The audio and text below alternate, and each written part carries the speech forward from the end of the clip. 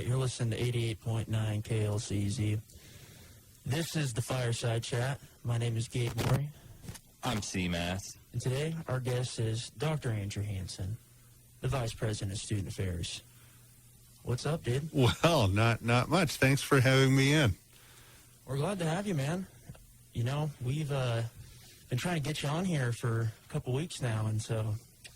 Well, I'm glad it worked out. Oh, man. Yeah, I've been looking forward to it. Yeah, we've been... I mean, it probably would have helped if we'd have sent an email sooner to you, but...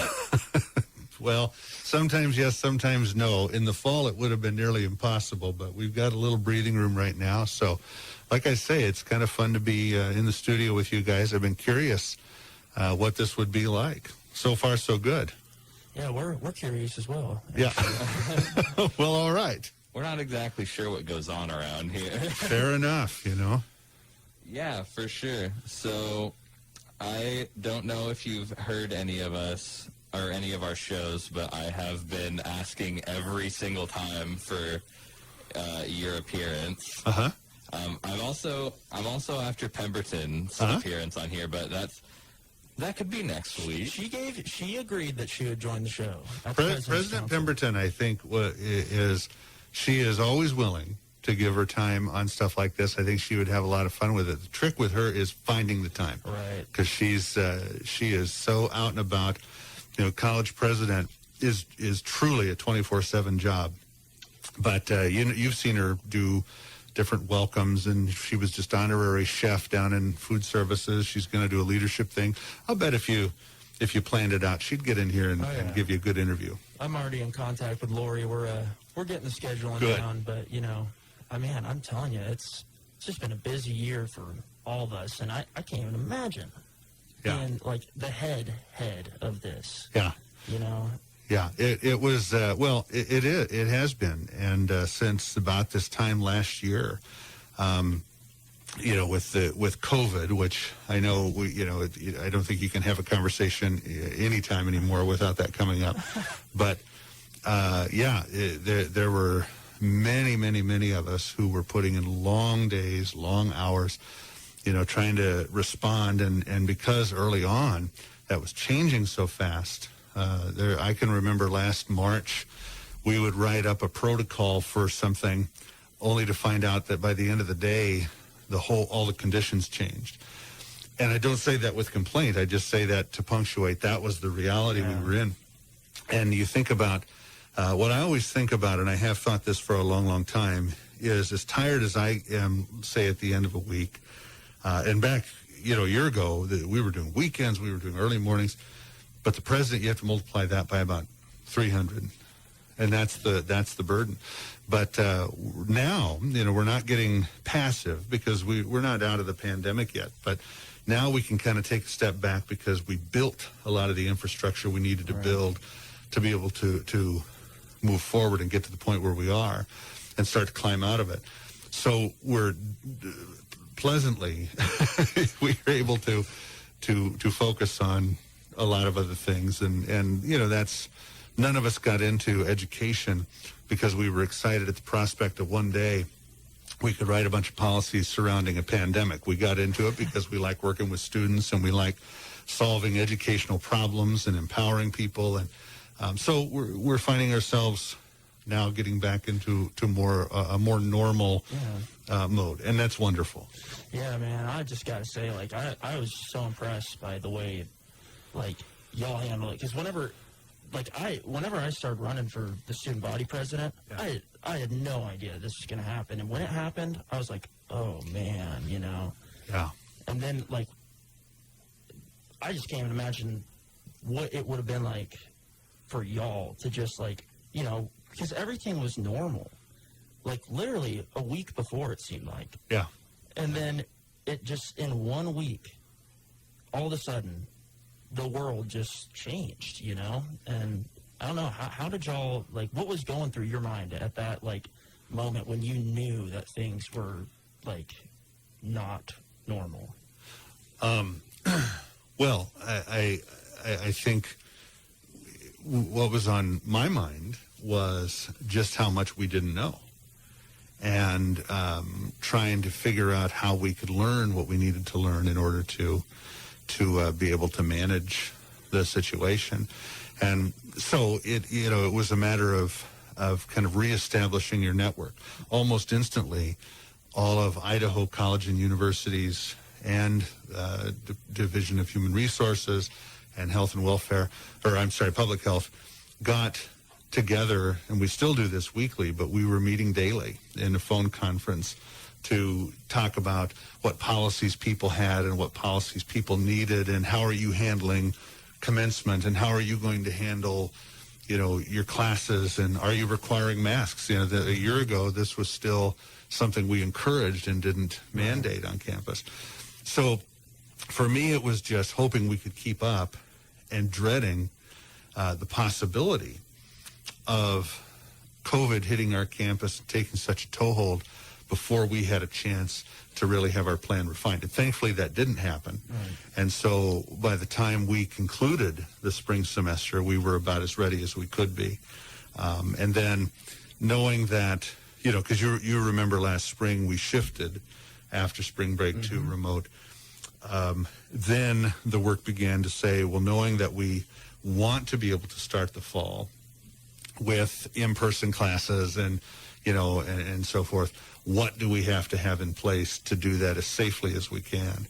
And the real work there, again, was just creating processes and protocols. And you begin to, and I think we've all done this in our personal lives, right? You begin to realize the things you've taken for granted.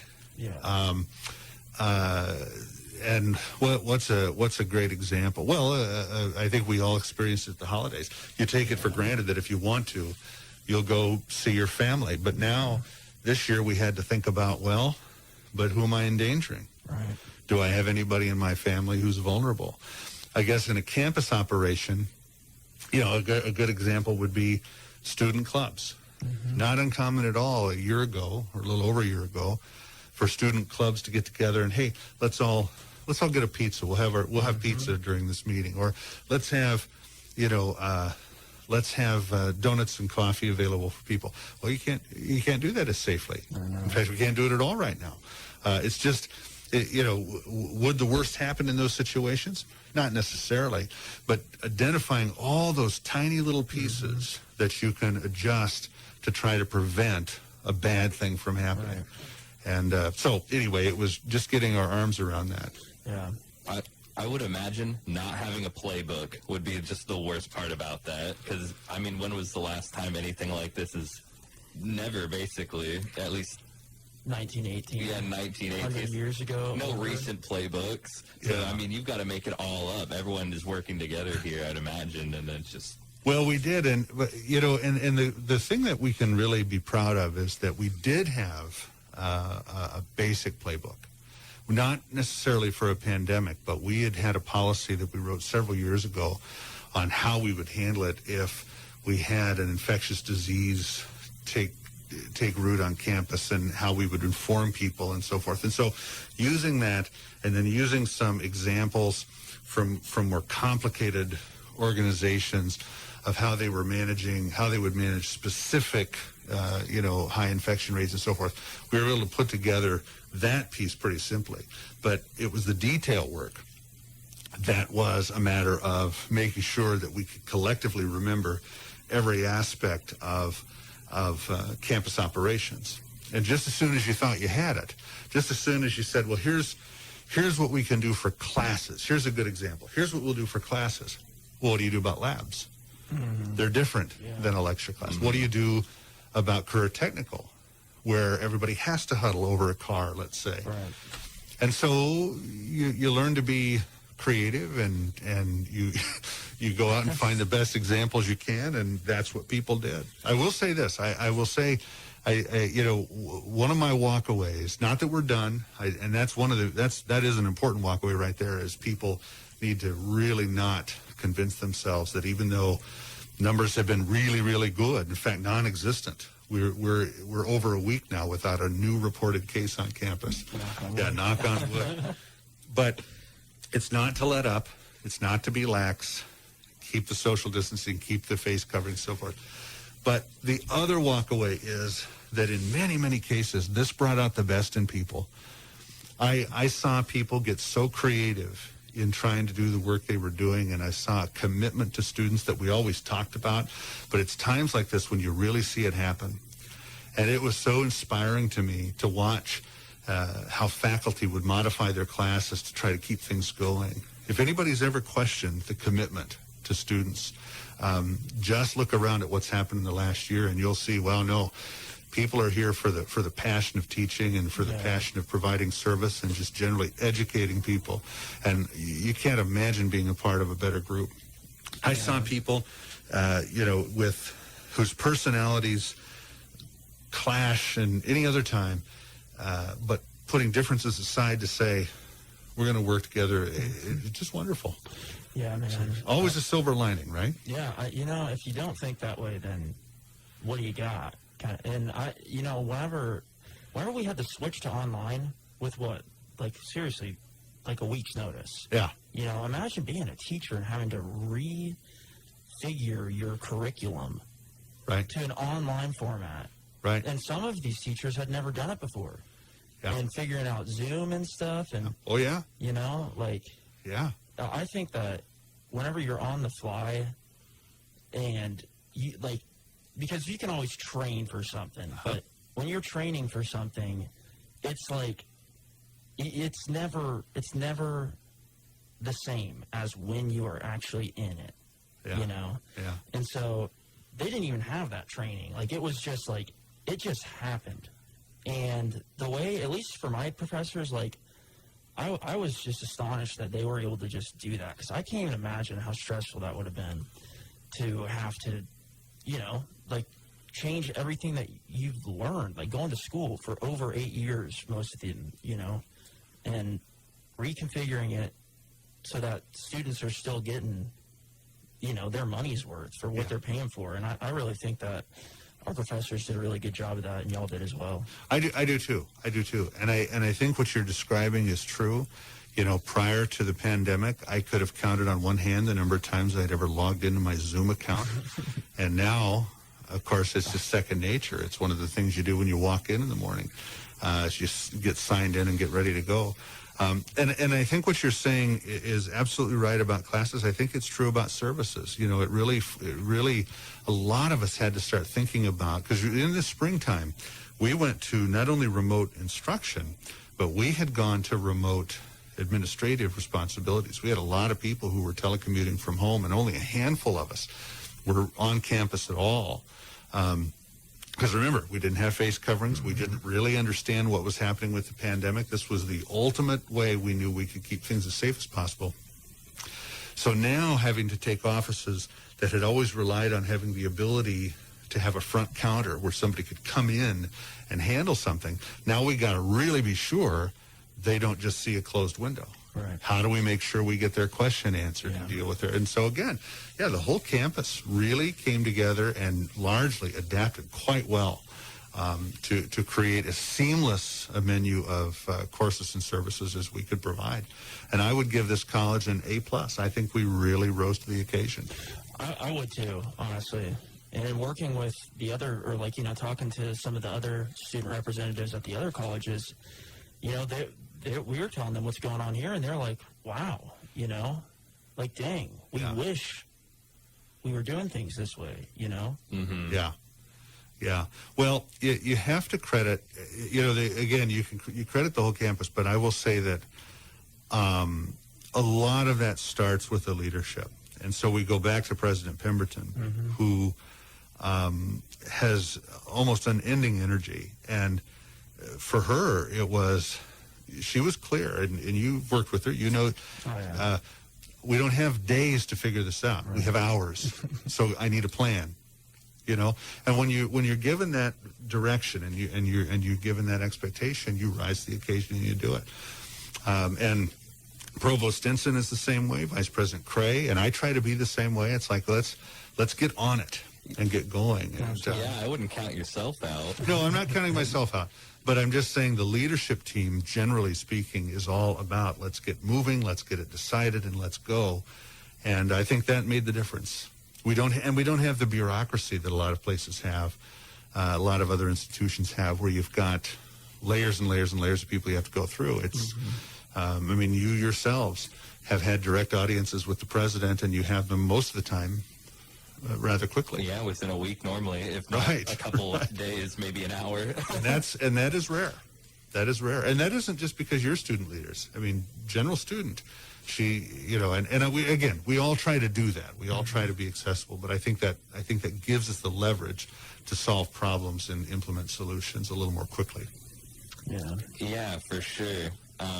We've been talking to some other institutions, and they were telling us their process can take up to a month to just get a piece of paperwork through all the way. And I was like, whoa. Like, we can get it done in less than 24 hours easily. And they're saying it's like, we'll probably have this back to you in like a month. I was like, yeah. A month? Yeah. I'm glad that's not us. I wouldn't have the patience for it. Yeah. And another institution, they lost their president. I don't know if it was, I guess it was some sort of impeachment. Oh, we're talking about the student body president. Yeah, they lost their student body president to an impeachment, and it took them, 2-3 months, I want to say, to get a replacement. But when we had a missing senator, we had it filled in 2 weeks. Yeah. Well, you guys are on your game, too. There's no doubt. This has been a great year for student government. Well, thank you. I've been so pleased, so impressed, actually. I hope you're not just saying that. Well, I've told you that when the mics aren't hot, so you know it. That's true. Yeah, I've been pretty proud of the work that's been done for the most part so far. I think most everyone's been on their A game the entire time. Yeah. Which is surprising considering the challenges we're facing, but or maybe not surprising. Again, maybe it's circumstances that bring out the very best in us. But I would agree, you've got a solid group this time. Yeah, everybody's pulling their weight when they have to, you know. Even sometimes if I'm lacking behind on anything, you know, if like life's hit me hard, like C-Mass comes in and, you know, he's a great backup. Yeah. You know. Yeah.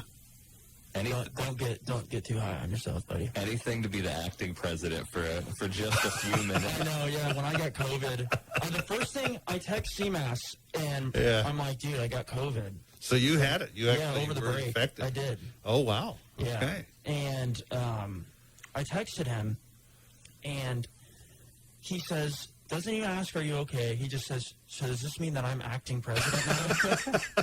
Well, there you go. Like, if you want to be president for the week, go ahead. Yeah, dude. run with it. Oh, wow. I actually got to go to a whole meeting. It was awesome. I was like, wow, this is it. This is it. That's wonderful. Well, you're feeling better, though. I'm feeling way Yeah, better. good. Yeah, I got lucky with it, you know. Yeah. I know some people who, you know, are still having issues. And granted, I have, like, fatigue, I think. I think that, like, what it did to me was that it took away my energy that I had, you know, because you got to, like, you know, when you're moving around, you build up kind of like a tolerance to busyness. And so when I was down for 2 weeks, you know, when I had to get back to school, I was just like, oh my goodness, man. Like, there was times where I just wanted, you know, just fall asleep. Yeah. Just in class, and it was just really tough. But I'm starting to get back into, you know, feeling like I can handle it. Yeah, well, good. I've heard that. You know, I have not. Here's another knock wood moment. I have not had been afflicted with it that I'm aware of. But you know, these things you hear these stories, and of course, you know very well people hospitalized, critical condition with this, and other people thinking they just had a routine cold, and everything in between. It's just so a wild, wild ride. Yeah, it is so strange, and it's just made for a really fascinating in like a bad way, but also kind of interesting to look at like the psychological impacts that it's had on the entire planet. You know, like it was funny. I was like taking a test yesterday, and someone was walking through the hall, and I heard them coughing. I was like, just, you know, perked up. I'm like, oh, no, you know, right. It's just like, what the heck? You go into a store and you see somebody not wearing a face covering, and you think, what are you doing? And I mean, at least I do. Yeah, I know exactly what you mean. Or every time you get a sore throat, you're thinking, is this it? Yeah, Is this the dude. start of it? It has done that. And I think, the other thing that if there's I guess I'm thinking about a number of walkaways, but you brought up something that I think is another important piece, which is, I think it affirmed for us, for most of us, that fundamentally we are social beings. No, absolutely. I remember I used to be concerned. I have a daughter who is, she'll be 20 in about a week, or a couple of weeks. And I was concerned that people of her generation were getting too consumed in technology and we're losing social interest in social skills, let alone the skills themselves. And what I thought was so interesting is when we went to remote last spring, and as we have done the modified versions of that this time, the students have said, we want to get back in the class. And I found that so affirming. I think it really has to do with the fact that people miss the tighter interactions and the sense of community and some of the advantages of being able to see it and ask a question in real time, whatever. Man.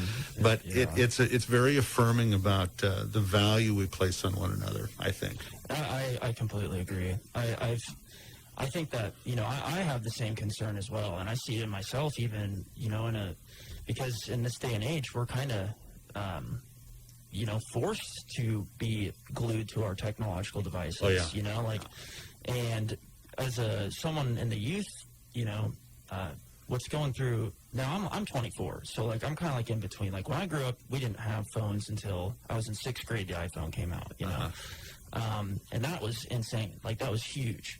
But now we're looking at there are kids in 1st grade who they're babies, to work these things, and it almost seems it almost seems scary at first, but then it's it's really interesting just how as time passes, there are new ways to go about things, but it's just finding a moderation, I think, because you have to know how to use these things, but if you get too sucked into them, the problem with it is that the people who make these things, there's very little regulation involved in how the interfaces are designed for, addictiveness and, Right.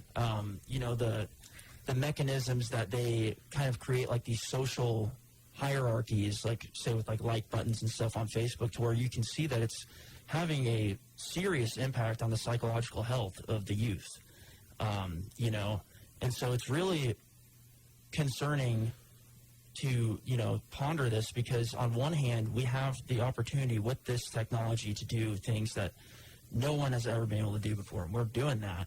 But on the other hand, if you get too caught up in it, people are losing sight of who they really are in this real world. And like you were saying earlier, people are, now that we are just forced to do this, people are yearning to get back into this normal kind of way of life, of integrating with real human beings face to face, because, it's now that it's normal, I think that people are kind of, we just got to find that in between again, Well, I think you're right. And what you're talking about is well documented. There was a book came out a couple of years ago called iGen, and it was a serious scientific treatment on this subject, and they've demonstrated the correlation between device use and depression, and some of it has to do with social identity. Everybody puts their best face out there on Facebook, which I realize is antiquated, but that tells you a lot about my age, I guess. And you see these idyllic scenes in Facebook, and you see a lot of likes, and you begin to stack it up and say, well, what about my likes, and why isn't my life that perfect? And it really can be toxic to people. So, and the other part of this that I think is interesting, I'm old enough, and you guys, I'm sure, figured that out, but I started my professional life before anybody had an email account. It didn't exist when I started. Just carrier pigeons. Well, not far from it. It was, and you still see them on this campus. It was, if you were going to send something from one department to another, you picked up the phone, you went and saw them, or you typewrote a memo, and you put it in an envelope and sent them to them. Now, then email came, and then the proliferation of the internet, and the whole story. But I remember I was actually on the very cusp of when email was a thing. All right, so what I've seen happen, and this is just my casual observation. We have experts on campus. Maybe one or both of you are more expert in this than I am. But what the insanity of it, and kind of the paradox is that the more efficient we've made things, the more miserable we've become. Yeah. If you think about, and I'm sure you didn't want to get me in here to just get my view on life, so I'll keep what confounds me is that because of the conveniences we have with all of these things, we prize convenience, but we cost people jobs. Mm. And so ultimately, as a consumer, we get the good a little faster, we get more immediate gratification, but we have eliminated so many people in the middle of that process that it's creating havoc. And so you talked about finding a balance. Mm-hmm. Well, I think there's a happiness balance we'll find. I think we've learned things through the pandemic that should forever modify how we do business. For the good. Absolutely. But I think more globally, we have to look at this technology and say, will we go back to a time when we can extract from life simpler pleasures? And the last time I saw this come up was in 2008 when we hit the big recession, the housing bubble burst and so forth. And remember, fuel was going up to almost $5 a gallon. And, there a lot of economists at that point were saying, well, maybe, while this is not great, maybe one of the things that will occur is that you'll have people that will return to family card games and, simpler things that people can afford, because traveling now is going to be a real rarefied treat for people. Those were the forecasts at the time. So I'm always hopeful that when you have something, and I would never wish for anything like what we're going through in the pandemic ever, but what you're always hopeful about is that when you have a secular crisis of this kind, that out of that may come a real societal reform and improvement.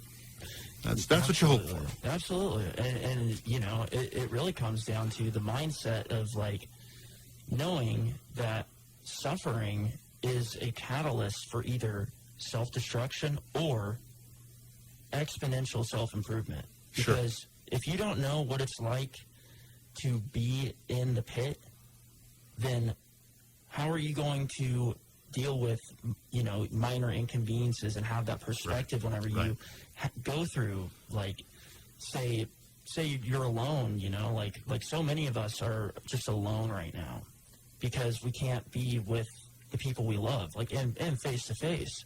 And, that I think that is well, we're talking about technology, being able to lean on that and using that as kind of a crutch, it helps, but it cannot even match closely. And I think that like you were saying, we were worried about, kind of the youth's being glued to technology. I think that we're seeing that now that is the only option. When we get back to normal, there is just no way that people are going to take it for granted anymore. That, hey, I'm sitting next to you right now. Let's enjoy this kind of thing. Well, I hope that's true. That'll be that way for a while. And will we have the collective wisdom to sustain it? I hope we do. Yeah. I hope we do. I don't know about that. I hope so. That's what we want to happen. Right. I just hope that everyone appreciates what they have after this. I do too. Well, it just takes leaders to encourage their peers that we exist, and this is, getting into almost philosophical and existential talk, but it's if you don't go through life knowing every day that hey, I'm going to die someday, we are all going to die someday. And so literally, this may be the last time we see each other, that's what I think of every time, or at least I try to think of that, when I'm with people, because, I've had, people that I've sat next to, and, I never saw them again, because there's just a freak accident, they died. And, when you have that mindset, Starting to get depressed. oh no. I mean, you can take it that way, but actually, All right, it's thanks a for beautiful. tuning in. No, this is actually one of the great misconceptions of like subscribing to existentialism, is that like it doesn't have to be depressing. In fact, it should be the opposite. It should make you want to live your life and live a beautiful life every second you have. And every second you have spending with another person, you know, when you realize that, like, this is limited, I need to appreciate this. And when you have that mindset, it makes it so much more beautiful. And you can reflect on it with just so much more meaning in your life. Well, I agree with you. I actually do. I wasn't mocking. I agree with you completely. In fact, I don't know if either of you have ever heard me at Orient. I didn't bring my phone with me. We don't have anything that I can do a quick calculation, do we? Do we have a? I have my. Do you have your abacus? Yeah. Yes, I'll get my abacus. Get Hold the on. abacus. Yeah, that was even before my time. I'm not quite. But yeah, let me. I'll give you an illustration, and this was the product of a very boring weekend, probably 30 years ago. But I got curious about something, and so I'm gonna ask you guys this question: if I give you the number 29,200, what is the significance of 29,200?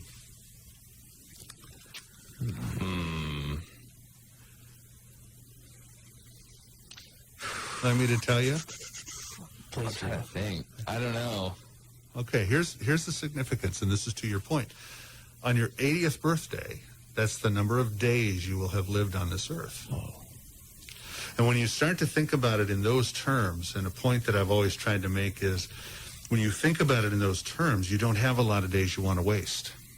Yeah. For me, I'm not even going to calculate how many of those days I have spent, but when I look at how I spend my time, I think about the number of reruns of the same TV show I've watched over and over, and how many times I've watched the same movie, 20 times. And fine if that brings you enjoyment. But have I also used my time to, with that ethic of every morning? I always tell students, if you want to have the right attitude for success, you wake up every day and you say, before I go to bed tonight, I want to have learned at least one new thing, and something profound. Mm-hmm. Not just that they closed the street 3 blocks away, but I want to have learned something, or I want to have met somebody and gotten to know them a little bit. And when you start to wake up every day with that sense of adventure about life, pretty soon your life doesn't have many have-tos. Everything becomes a get-to. Hey, I have the opportunity to do blah, blah, blah. And you start to get greedy for all the experiences you can amass. That is a well-lived life. And so if that means that I want to get to know a lot of people, and I want to have a lot of friends, and I want to take advantage of the moments, fine. If that means that I'm going to pour myself into reading, and I really want to read fine. What it doesn't mean is I will just sit around waiting for something to happen. Absolutely. It means I'm going to go find it. And I think it's to your point. Life, time is precious. Mm-hmm. Time is short. And the older you get, and I never thought I'd be the guy ever that would say, the older you get. But I will tell you, the older you get, the more you appreciate how precious time is. And you want to make the most of every day, and soon every hour of every day. And I wish we could have that wisdom early in life. You seem to have it. It's like you talk about waking up and wanting to learn something. That's kind of that's actually like why I changed my major from, I was like pre-med biology. Uh-huh.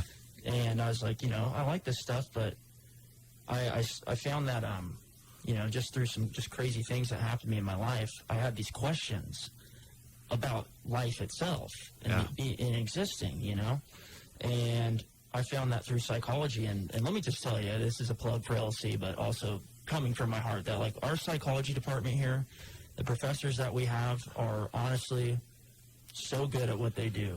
Yeah. And they have helped so many students. Like I'm seeing the discussions that we have in class, like getting, like when I wake up in the morning, like I look forward to going to these classes because of the discussions we have, and to get to be a part of being like a student of not just a discipline that, you know, you're learning. Like, it's not just psychology. It's like the art of life, you know, the art of living. And I think that, you know, like you were saying, it's like, how can I, you know, or not necessarily, it's like, what was it that you're saying? It's like, I have to versus I get to. Right. That mindset. I think of it like, if you go through life as a student, you know, I was telling my band this last night, whenever we're trying to, like, you know, because we're trying to get better. Right. It's like, you have to have the mindset that I will never master anything, you know, but all I can do is I get to learn more. Yeah. And if you have that mindset, then you'll get closer to mastering something than any other situation. If you just know that you'll certainly have, even if you don't, you'll certainly take joy in the journey. Oh, for sure. You know, yours is music, mine is golf. Golf is so therapeutic for me, and I am not nearly as good at it as I'd like to be. And if you stack me up against my golf partners, it's 50-50, right? But I love doing it. I love the idea that this next shot I'm going to take is going to go exactly where I want it to go, and it's going to be perfect. And it gets you out there every time. And I think that's what happens when you're trying to find the music. You know, when we had a former scholar here, he retired a couple of years ago. His name was Dr. Oki Good. Oh, I knew that. He was awesome. Did you know him? I love that dude. Well, he and I had him when I was an undergraduate here. Whoa. And he and I developed a good friendship. And when I knew he was nearing the time he was going to retire, he one of his passions, and he is probably, in every sense of the word, a polymath. He just knows a lot about a lot. Oh, yeah. So well-rounded. Anyway, one of those things was music and rock and roll. And so I asked him, would you be willing to take some time, give me what you believe are the top 100 most important songs to you? And he did. And then we would have lunch once in a while, back when you could have lunch with people. Oh. And we would talk about them. We would talk about this music. And he described Jimi Hendrix. We got on the topic of Jimi Hendrix one day. And I said, I never got it.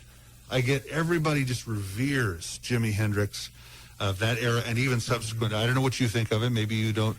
But I said, I don't get it. What's the big deal? And he said, what you can hear in Jimi Hendrix music is that he always is trying to find it. Mm-hmm. And you can really appreciate the adventure he is on to find just that right sequence of notes. And I thought, wow, okay, isn't that a universal lesson for all of us? Oh, absolutely. So what you just said is exactly that, right? It brings you joy to be on the journey. Oh, for sure. Yeah. Yeah, and Jimi Hendrix, you know, like, that's crazy. It's funny because one of my, like, most memorable moments with Dr. Good was that I was in his class and he was talking about how he actually got to see Jimi Hendrix live. Yeah. And him describing that to me was just, I was just like, dude, like, that is so stinking cool. Yeah. Like, you know, because Jimi Hendrix, his thing was that, like, he wasn't necessarily, like, the best guitar player in terms of, like, he just played a very crazy sequence of notes. Yeah. But what he did was he mastered the sonic property of music, and that he pioneered, like, sounds and the ways that you can mess with the equipment that you're using, like the electricity of music, and how it's not just the instrument itself, but utilizing the equipment around you. Like, hey, I'm going to turn the gain up here and then turn the delay, and, like, or even in his recordings, like, if you ever hear, what is it? I think it's Castles Made of Sand. If you listen to the guitar solo in it, it's backwards. He reversed it. So it's a backwards guitar solo and, like, that kind of stuff. Like, he was almost like a scientist of music. You see the passion as he's talking about this? Do you see what's happening? I do. As he's talking about this, you can see the absolute joy in your heart over this. I was listening to what you're saying, but I was observing you during that time, and your whole affect changed when you started talking about that. And of course, to me, now I don't know if you're a musician or not.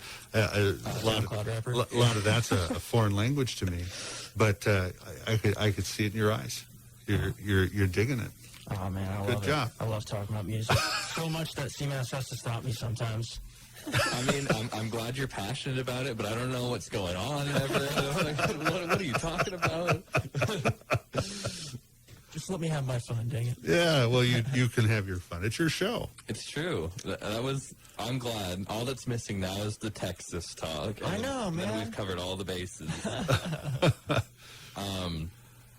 Yeah, but to just go back a little bit, that's what I really appreciate about LC is, for the most part, all of our professors actually have that same sort of passion. They want people to learn more, and they are always trying to learn more and better themselves. Yeah. For the most part, at least what I've noticed. I don't know. I hope everyone feels the same way. Yeah.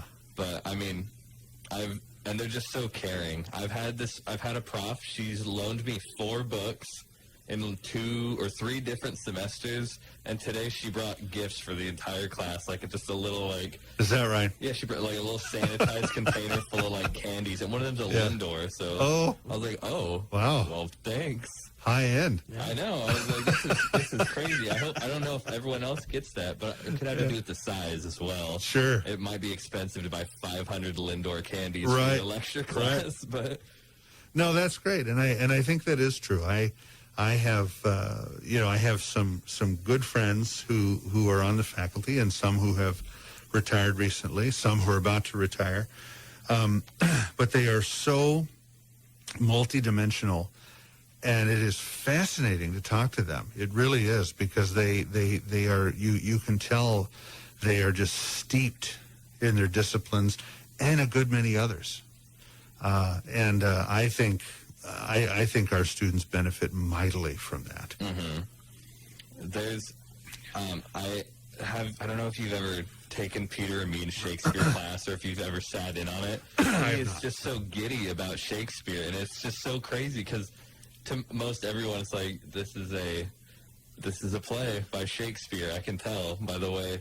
Doth hath you, but like, he's like, goes into like the history of it, and he's like excited, like reading it, like he's actually there. It's just so cool that like there's someone so passionate about something like that. Well, you see that with a lot of scholars, and we saw that when you were describing music. I was a math major back in my time, and I had a math professor who would do that when he was working through equations.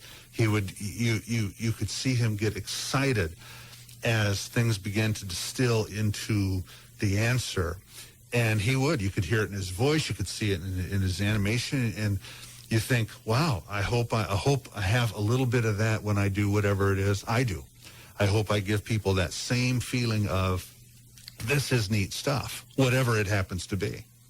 Mm-hmm. Yeah, I can see it in you whenever because I know that you're a mathematician. Just by calculating the 80 years, I'm like, that's a good idea, man. I'm like, I'm gonna be like, man, I've got 2 years until this. How many days is that? Right, how many hours is that? You know? Right.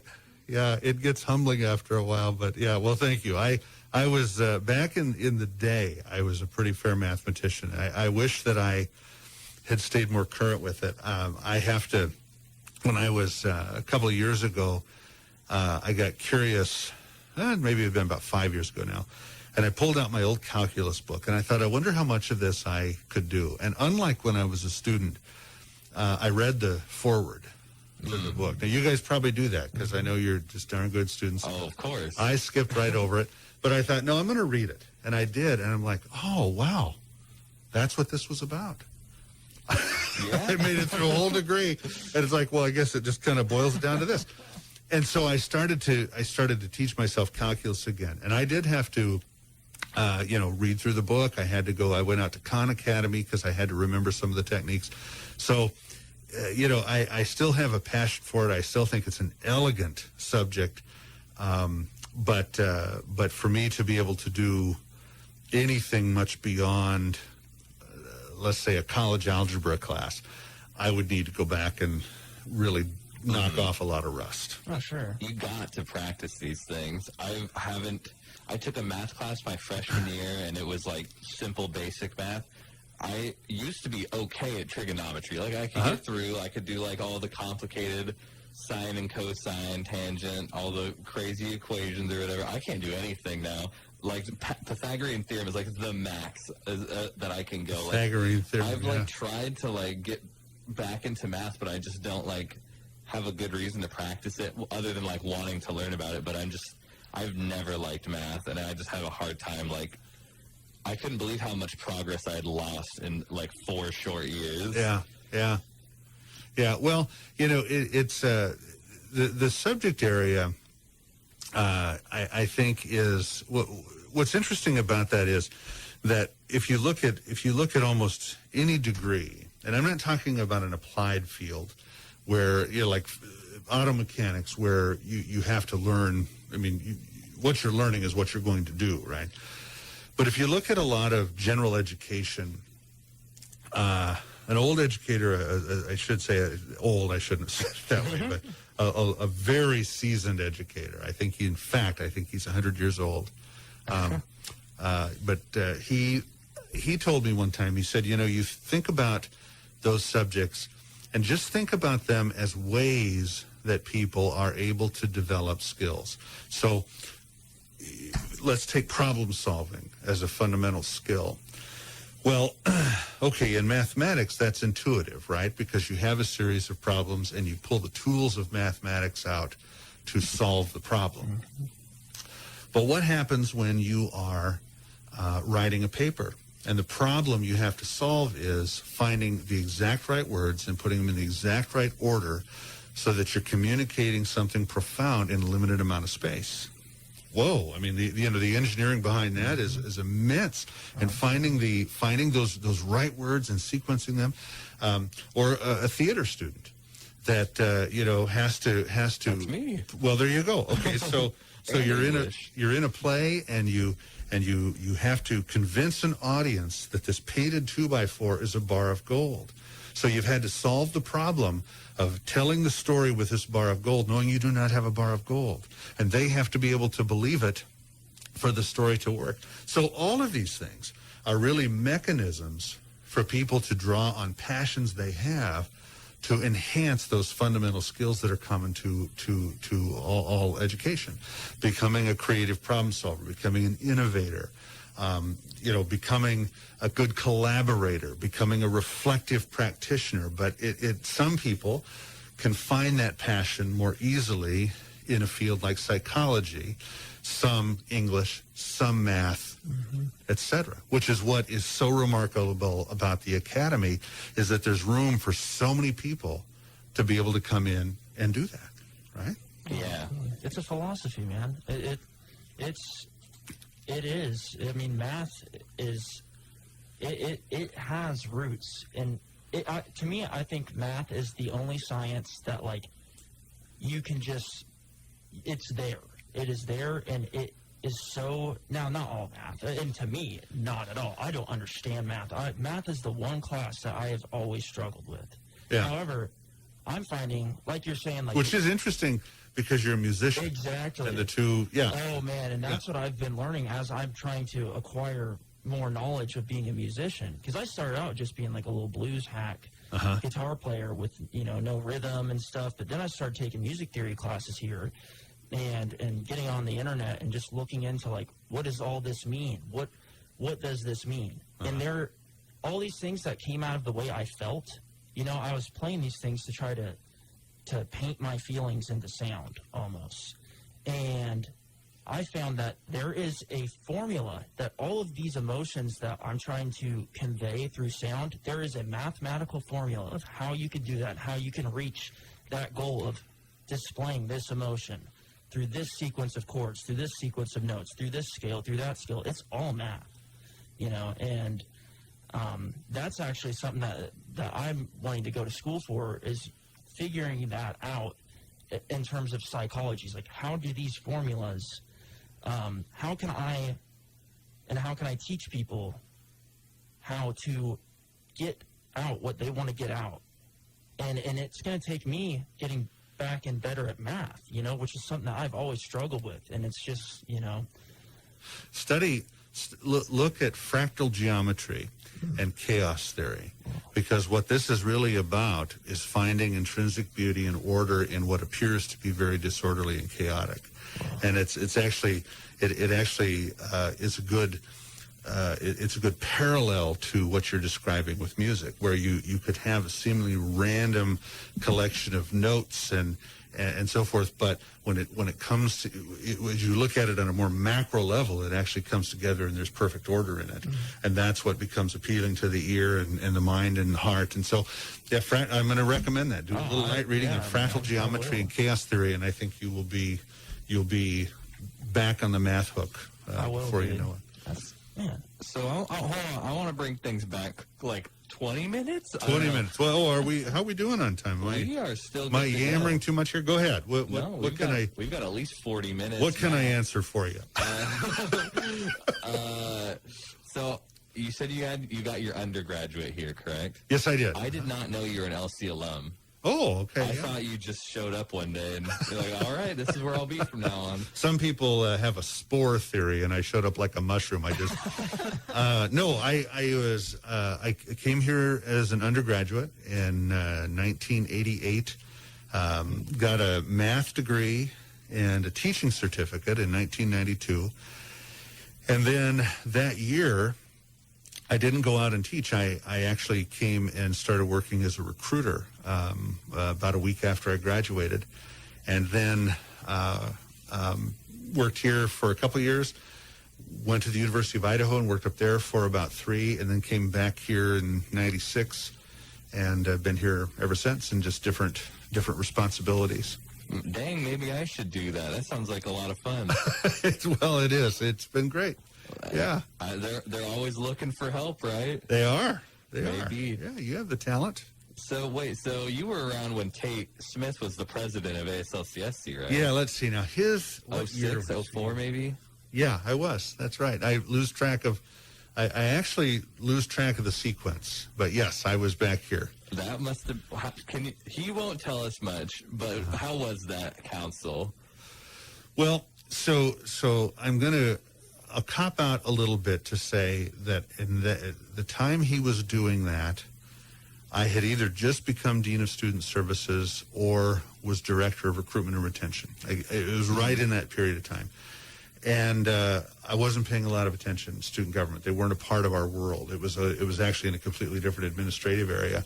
But what I do know is this radio station we're in was kind of his passion project.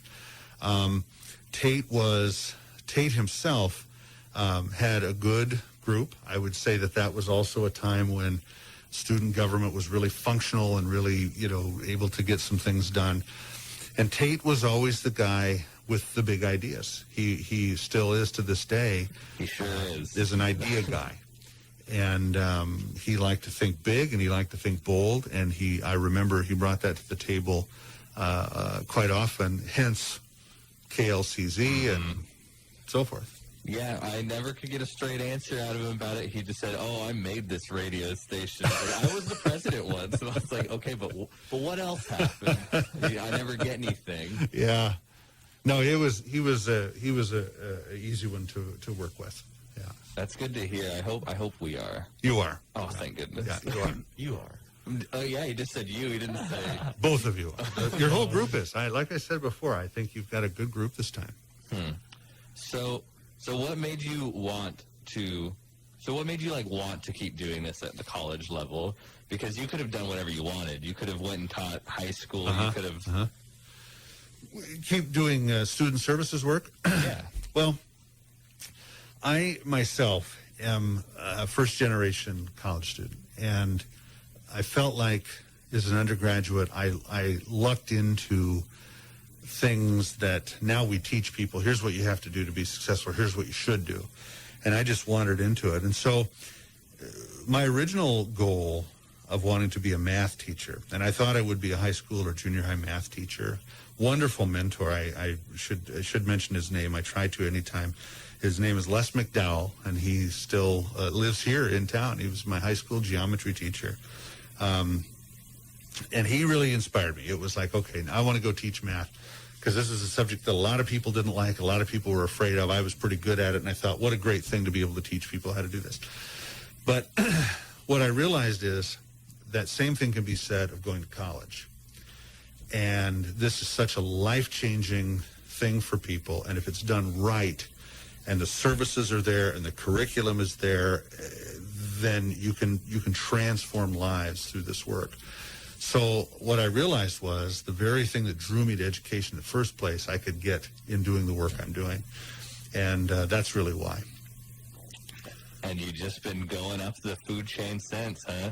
Well, yeah, I mean, I've had some great opportunities. And I think somebody opens a door and you go through it, then the rest is up to you to make sure you validate their choice. But yeah, I was a recruiter. When I went to the U of I basically was doing that work up there. When I came back down here, I was an assistant director of admissions, and I did veteran services. Then I got to be in charge of a student success grant, and that opened all kinds of doors. And then it's just been sequentially director, then a dean, and then they changed the dean position. They restored it to a vice presidency, which I've been doing now for about 8 years or so. Would you recommend the position? Yes. Maybe I can come for the crown one day. Yeah. You know, I would recommend. Yeah, I have a fabulous job because I get to be creative. We get to do programming, and we get to do fun things like that. We get to truly help people and see the results of that help, sometimes almost immediately. I love it. I wouldn't redo any of it.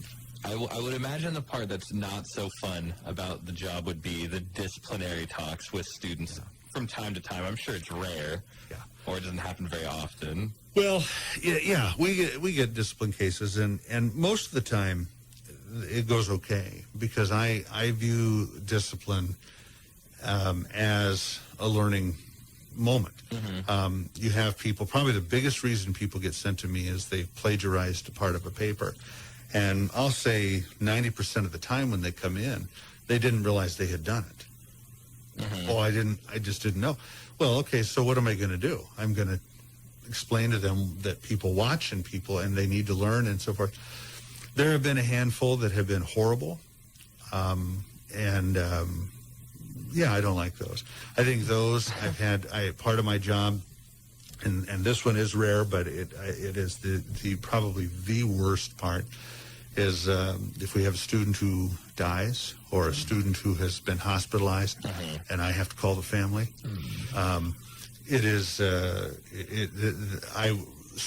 It doesn't happen often, but I can still picture in the handful of times I've had to do it where I'm staring at the phone and I'm rehearsing what I'm going to say. There's just no good way to get yourself ready for that. It's just like a remember where you were kind of moment. It is. It absolutely is. Yeah. Mm-hmm. But again, those are rare moments. 99.9% is just splendor. It's wonderful. And it's all worth it. Very much so. Very much so, yeah. That's good to hear. Who knows? Maybe I'll be coming for the crown someday. Maybe. You never can tell. I mean, there is no pathway for this. I really don't believe there is. I think you have, there's a little bit of good fortune when certain doors open. There's the drive, and what I said before about waking up and being passionate about learning. One of the things that I think really helped me and still does is paying attention to your field, paying attention to current trends and best practices, and always pushing yourself and pushing your organization to do more and to do better, even when it's exhausting. And it keeps the work interesting, and I think it keeps what you do relevant. And as long as I still have the ability to do that, and I do, and with President Pemberton, it's not just I get to, it's expected. Know your field, know what you got to do. Well, then I'll do it as long as I can. I just love doing it. That's always good to hear. Yeah. I like to hear that people are passionate about their jobs. Yeah. Oh, yeah. I look forward to coming to work. I I do. I just hate when people tell me it's like another day at work. That's all. Well, I think everybody probably has those. I have those sometimes, but overall, in general, there is one of the highest compliments people pay me, and it's not that I'm out fishing for compliments, but I will have people that will come into my office, students will come into my office, and they will always say, I hear you're the guy that can solve this problem. Yep. And I think, okay, if that's the reputation I have, then I have done something well, because that's what I want. I want students to, and faculty and staff for that matter, but I want people to see me as the person that they can trust to come in and will work his tail off to try and help them out. I love that. Yeah, I've never been disappointed with a meeting. I feel like things get done. It's never maybe a next time kind of thing, or it's always great. Yeah, that's good. Well, that's good. This one included. Yeah, this one included. Well, good. This is the best one so far. Thank you. Well, thank you. It's been fun. I wasn't sure where you're going to go. I was ready to, talk about my greatest childhood memories. By all means. Well, let's hear But this. no. Whatever you want to do. But I just didn't know what to expect, and that's what I preferred. Remember, I told you guys I don't want any warning about what we're going to talk about, because I like keeping it fresh. That's what we're all about. Yeah, Keep it you're fresh. doing well. Normally, Thank you. these kind of just tend to go wherever. We had one with Holly, and we ended up talking about just surviving in the woods with nothing. And Holly Doherty? Yeah, I don't know how that happened. And then we had Martin Gibbs in here last week, and he was just talking about how he had a job where he was working with a bunch of Spanish speakers and an English guy named Simon, and he had to communicate for them, like as a translator. Yeah, I don't know. This just goes wherever. Well, that's fun. And I've been excited. I've been excited for this one because I had no idea where it was gonna go. But now that you bring up childhood memories, Sure. now you have to. Sure, yeah. Well, what would you like to know? So I got one. Do you have any fond memories of grade school, or any not fond memories? Yes, yeah, I do. I was, so elementary school, okay, now we are going back. Way back. So when I was in elementary school, I was a really shy, very shy, reserved kid. And till third grade. And in third grade, my teacher, Mrs. Wheaters was her name. God rest her soul. She's been gone for a number of years. Pulled me out of my shell a little bit. And I started to get the reputation of class clown and whatever. So the memory of elementary school is mostly just one big amalgamation of what a great, simple time. I don't remember a worry in the world. The worst memory I have is at the very end of sixth grade, the last day, and that was the top grade of the school. And there had been a friend and I had gotten into an argument with a couple of boys over a soccer ball. You know how these things begin, right? Right. So there were weeks and weeks and weeks of name calling and whatever. Well, I really didn't think much of it. I just thought, okay, this is what it is. Well, they were internalizing all of this. So much so that on the last day of sixth grade, I walked out of the door of the school, and there were about a half a dozen guys from the junior high who were friends with these boys, and they just beat me to a pulp. Oh, no. I was so traumatized. That summer, and of course the whole summer I'm thinking, now I have to go to seventh grade. I'm scared to death because they're going to be there, and they were. I spent a lot of seventh grade running home. But anyway, I was so afraid that summer I could barely go in my own front yard. Wow. And so, that was sort of the point where I think we all in life, we have moments where we wake up and grow up a little bit, and maybe a little sooner than we wanted. That was a profound moment for me. And it did two things for me. One is it gave me, and maybe in hindsight, some very needed humility. and it also taught me to detest bullying. If there is a button that I have, it's when I see somebody being bullied. I will not stand for it. And I know it's in part, at least, because of my own experience. But, so, again, like with everything, I sure would never want to go through that again. But I think it shaped me into a big part of what I am now. Absolutely. Maybe me and you aren't so different, Doctor. Do you have this? Did you have this? I had a lot of similar things like that happen. I was not the guy in elementary and middle school, and then like it just took like just one good thing to happen, like one good teacher, and I was out there. I had like no friends. I only had two maybe friends, and we like, you know how everyone like would always play like basketball during like recess. We were the kids over in that corner the whole time. Yeah. And then that's how it started. I just turned into a class clown, kind of the same way, which was nice. And then, you know, I got a good walloping once or twice, and it just changed things. I don't know. That's crazy. I was like, wait a minute. Yeah. This is plagiarization. Yeah, right. No, it's a true story. And I could even take you to the very spot where it happened. It was really awful. And over the years, some of those kids have ended up in prison. One of them ended up a student here as a non-traditional student. And when he came in to get all of his paperwork squared away, guess who he had to meet with? You're like, oh, sorry. It seems No, like all you know, this paperwork. it was one of those moments where I thought, here is a defining moment. Do you have grace and realize that, dumb decisions a person makes when they're 12? And I did. And I just put it all away because, I had, even at the time, I had nothing to complain about. And now more so. If I ran into those guys today, a couple of them would still scare me. But if I ran into those guys today, I would just say, well, my life is turning out just fine. How was prison? Did it come up in conversation? Did it come up in conversation? No, it didn't. You didn't even bring not it at up, all. huh? Not at all. No. That's probably the high road. Yeah, I just didn't see any point in it. Jeez. Yeah. That's too bad. So, do you have a secret fishing spot, like, for catching fish? I'm just curious because I feel like fishing has not come up once, and I figure everyone's into fishing. I know that's real off subject. No, that's fine.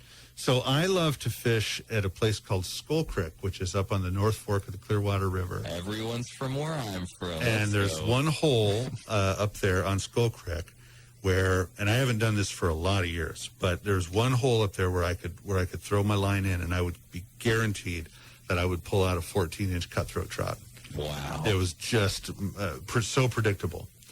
But I bet I haven't done that for 18 years. That's a long time. Yeah, yeah, it is. Maybe it's time to get back. Maybe it is. Maybe it is. Yeah, I used to love it. Used to love to go. I was never too much of a fisherman, but I'm a big rafter. So I spend a lot of time on the river. I haven't been able to these past couple of years just because other commitments, but it's a lot of fun just being out there, like the Clearwater too, because I'm from Camier. So okay, yeah. I get to float that river as much as I want. Yes, yeah. There's just nothing like a day trip out on the water. Well, I agree. We had some friends here who he worked at the physical plant, and she worked in the provost office. This was years ago, and we would 2 or 3 times a year we would go floating. And one time we didn't go quite as far. You said Camier is where you're from? Yeah. Yeah. We didn't go that far up, but we went up the river and we tubed our way down, and then we would stop and do some bass fishing on the way, and had such a great time. It was a great day. I still remember it, yeah. Did you go from maybe Greer or Fino? Yeah, I think a little further up than that, but yeah. Thereabouts. Yeah. There's a lot of good floating there and some good fishing, too. I'm a terrible, terrible fisherman, though. It is bad. I don't know why. I just can't do it. Maybe it's just practice, but every time I cast out, I get it snagged within seconds. Oh, yeah, yeah. Yeah. I don't have the attention span for it anymore. One of the things I love to do, and I used to do it even then, is I'm more interested when I would go rather than fish. Is I like to study the water, and I like to look at the little rocks in it and go and look at little pools. I really love to take in the nature, and I could spend. I mean, used to drive my wife crazy because I could just sit down at a stream bed and just be mesmerized by the flow of the water and stuff. So I'm easy to please. Well, that's good.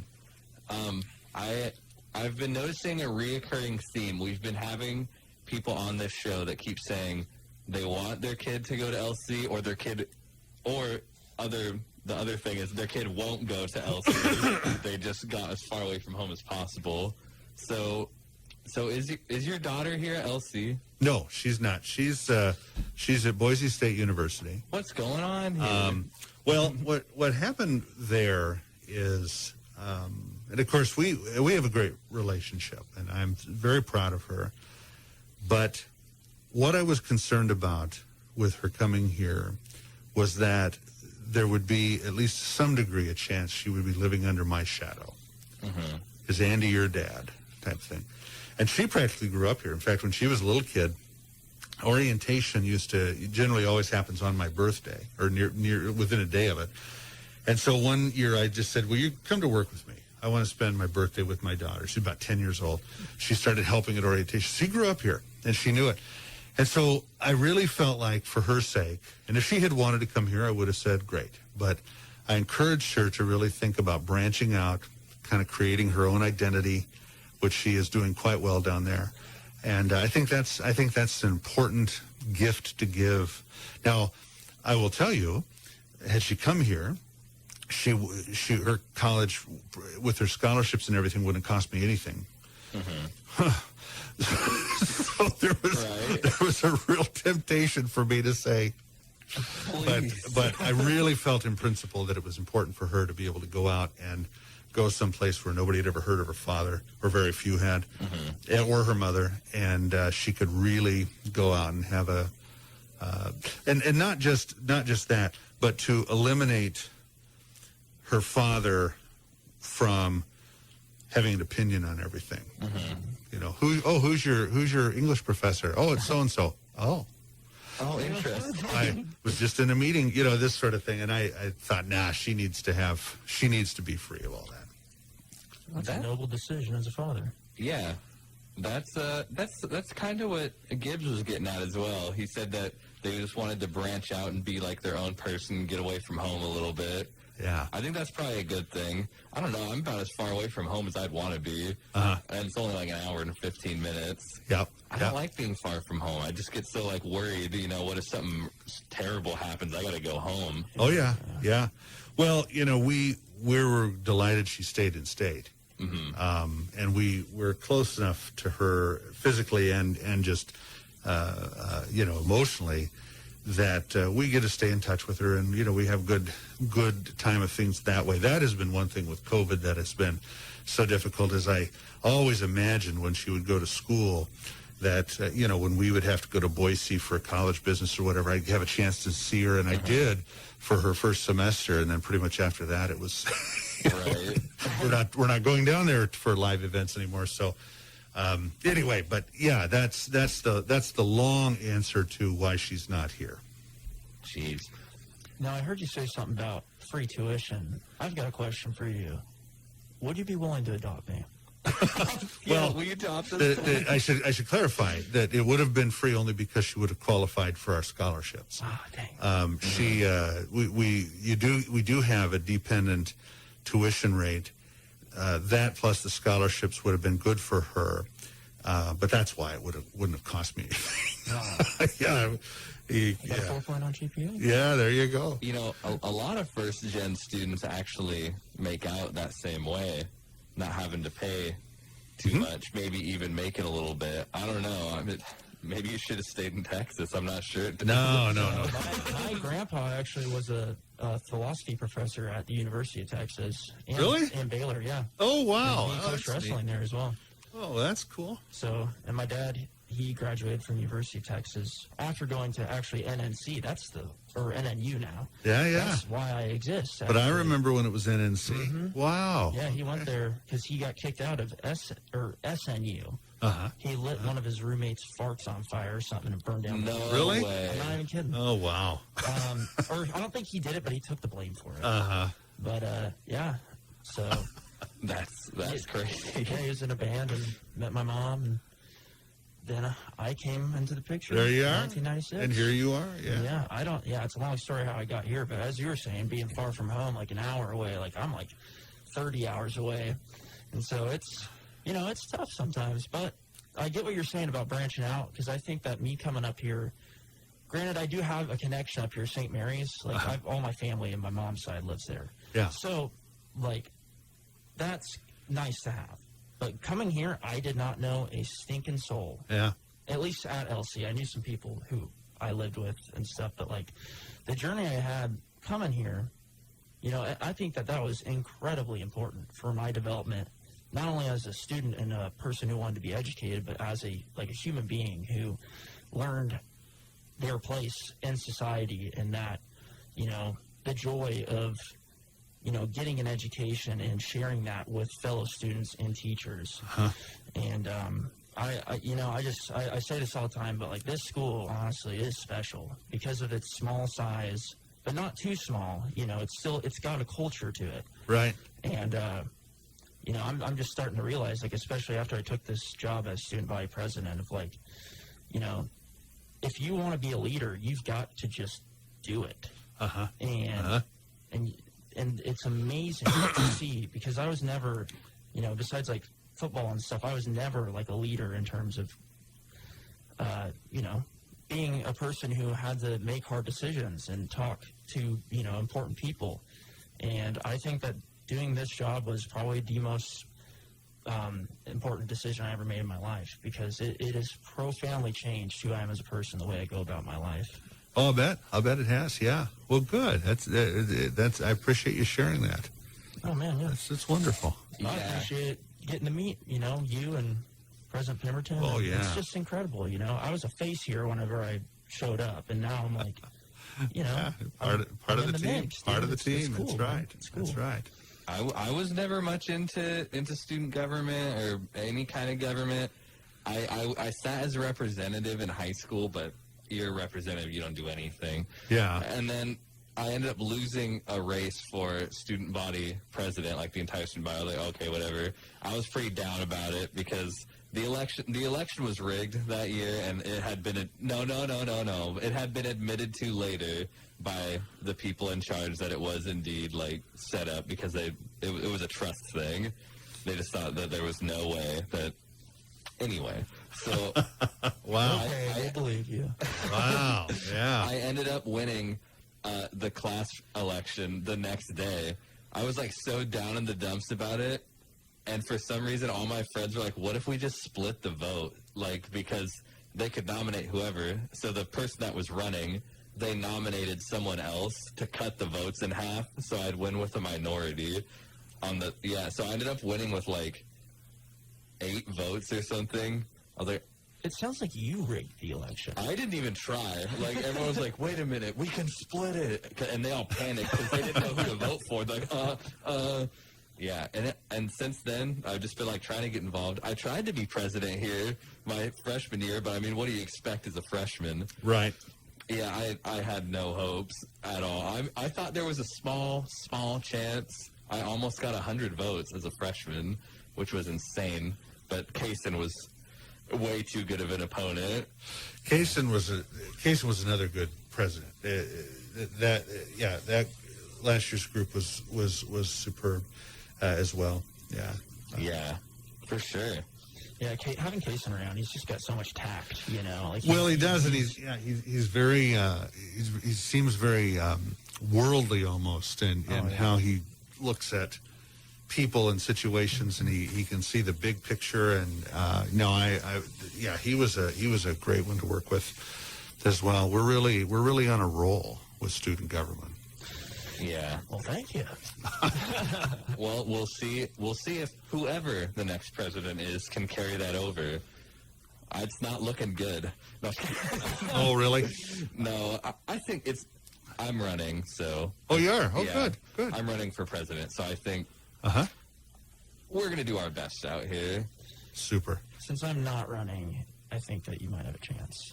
Yeah, Oh, if there it we was go. me and Gabe, Little competition. I love it. it'd be game over if it was Gabe and I. All you gotta do is impeach me and you'll be president. That's true. Oh, my. I'm trying. They won't. So pick it glad up. we don't have that going on. That is such a mess. Yeah, it seems That like would one. not be fun.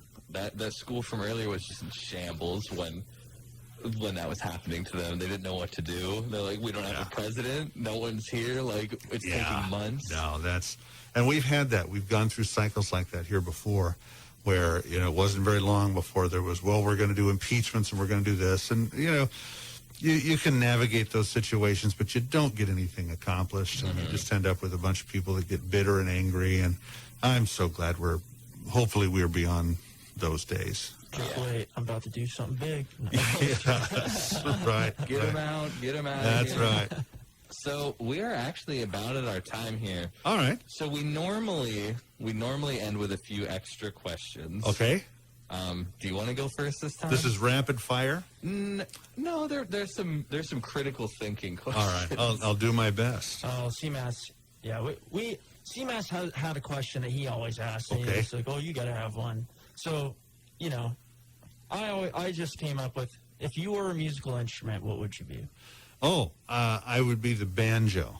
I love the Wow. banjo. I This play is the That's it. banjo. Wow. This is You it. play the banjo? I play the banjo. Dude. And that's what that would be my. Well, we should start bluegrass. Well, I play, which is to say, I mess around with it. I've seen and heard you play. No, I think you would Oh, be man. sorely disappointed. No, I'm never disappointed. I love jamming with people if they're even banging on tables and buckets, man. It's just the spirit Now of that music. I could do. I could do the percussive All right, stuff. man. Well, maybe we'll see you on Tuesday with the banjo. Yeah, Maybe you could bring it in. maybe. Yeah, man. There's some footage, and I don't know if they circulate it anymore, but they were put on these monitors we have. There was one scene where I had the banjo out, and I had it at the lip sync contest, and that's the only time I've had the banjo. Well, there's another one out on YouTube. We did an orientation promo one time, and we had a bunch of little clips we would do, and one of them was a banjo thing, and so I think those are the only two times I've ever actually had the banjo on canvas. Okay, what's the other question? So I normally ask. So you grew up in the 80s and 70s and 80s, 70s and 80s. Yeah. So you've heard of Dungeons and Dragons. Very much so, yeah. Now, did you ever play Dungeons and Dragons? Once. Once? As in one campaign or just one time No, ever? one time ever. My cousin was into it, and I built a character, and that was it. So that's great. So if you were going to be in Dungeons and Dragons, what character would you play? Couldn't even tell you. Well, I just remember that I had to answer some questions, and he would roll the dice, or I would, and whatever that number was, that meant that I had this power or I had this. But I was like eight or 9 years old. So well, let's say you have never played before. You're unfamiliar. Are you a fighter, a sword fighter? Maybe some magic in here, some sneaking around. What could you see yourself? I would love. I guess I would say I would want, and I don't know the menu of this, but what you've described, I would say magic would be the thing I would love to have. I love card tricks. I think you'd be a great wizard. Yeah. Well, I don't know even what that means, but I'll take it as a compliment. They're the learned ones. They have to learn the magic. Yeah. Everyone else just gets it. I wish we had a camera in here. I want to see a card trick. Yeah, well, I could. I wish you had cards. I could do a card trick. Wait, for you actually know card tricks? I know some. Yeah. I think.